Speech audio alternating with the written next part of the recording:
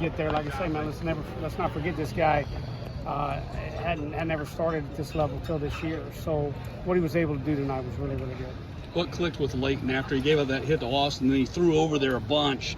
At that point, I think 6 of their first 12 had reached, and then he strikes out 8 of the next 11. Yeah, no, really, really good.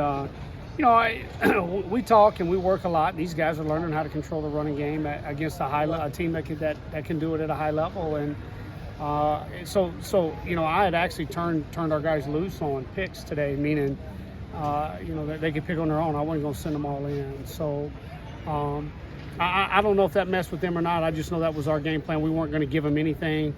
We felt like we needed to pick a lot going into today with some of their players, keep momentum in our dugout, so to speak. He seemed to indicate that doing that kind of got him back into the game a little bit, and he wasn't thinking about, every pitch, but he was just thinking about the game and controlling the game. Yeah, no, I've seen that with guys. I've seen guys who have picked and it's got them back into the strike zone. I thought he did a phenomenal job, though, today with his slider, especially, after we started. You brought up the, 8 out of 11 right there, or 11 out of whatever it ended up being. Slider really, I think you look at a couple things. That probably settled him down. We talk a lot about slowing the game down, but he was able to really execute a slider. So he mentioned that he even made a little in-game adjustment with his grip on that. Is that something, A, that you see very often from guys in the middle of a game, and B, did you talk with him about that, or did you? Yeah, no, I told Leighton. To me, I don't get too much about their grip. I talked to him a lot about what fingers dominate the ball. I didn't think he was dominating it with the proper finger without getting into all that, and he said, okay. Then he came back in, he said, I got it. And I said, okay. And then he told me later he adjusted his grip, which is fine, just as long as he gets back to spinning, and he did.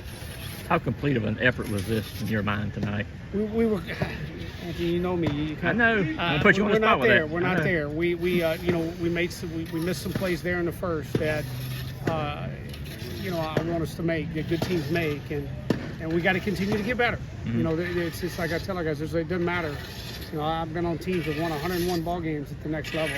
There's always another level that we have to have our mind on, and so we got work to do. But all in all tonight, I thought our offense did a phenomenal job of not chasing. You look at that, I think we struck out 2 or 3 times. Right, I can't remember.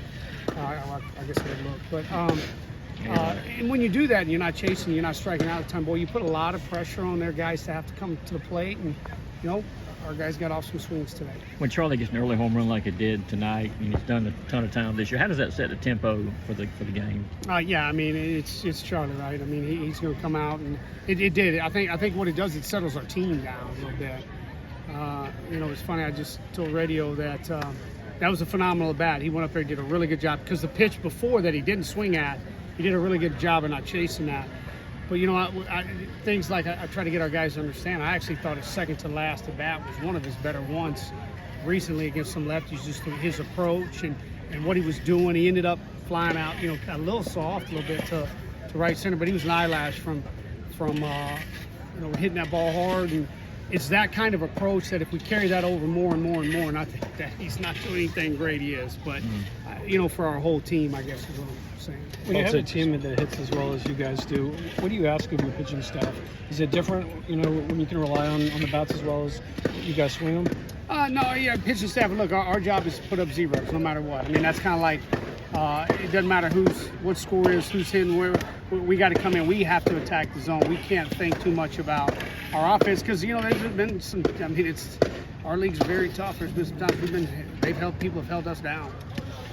Paul Tates has talked about just kind of being that contact guy, having that approach. How does it kind of add to the mix of the lineup where you've got so many power dudes? Yeah, you look at Paul. Paul will take a lot of unselfish at-bats. We've done a lot with Paul here, especially in the last month and a half. And you look, his last month and a half has been really, really good.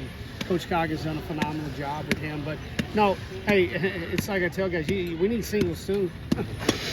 You got singles and walks, and you can't hit it over the fence. So, you got to. So Paul brings that to us. He's got a really flat swing. He'll take his backside hits as well.